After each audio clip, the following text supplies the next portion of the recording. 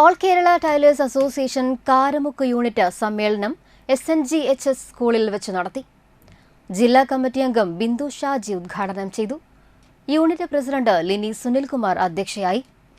Unit secretary Sisi Ando, treasurer TK Vatsala, area secretary Bindu Jose, area president Joby Krishnan, vice president Shaija Raju, committee അംഗങ്ങളായ ലിസി, നീതു, സജി, അമ്പിളി, ഷൈനി എന്നിവർ സംസാരിച്ചു.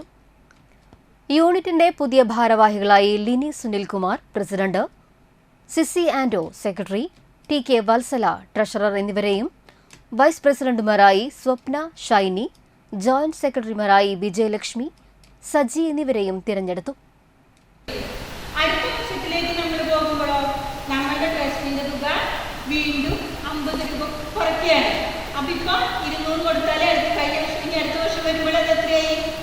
150. അപ്പൊ 250 രൂപ നമ്മളിനി അടുത്ത വർഷം കൊടുക്കേണ്ടത്. അപ്പൊ അതങ്ങനെ ഘട്ടഘട്ടമായി കുറച്ചുകൊണ്ട് ഒരു 100 രൂപ എന്നല്ലെങ്കിൽ പഴയ പുതിയ മെമ്പർമാർ 100 രൂപ മെമ്പർഷിപ്പ് എടുത്താൽ നമ്മളുടെ ട്രസ്റ്റ് വിഭാവന ചെയ്ത ഈ 12 ആനുകൂല്യങ്ങളും എല്ലാ അംഗങ്ങളിലേക്കും എത്തിക്കുക എന്നതാണ് നമ്മളുടെ സംഘടനയുടെ ഇന്നത്തെ തീരുമാനം.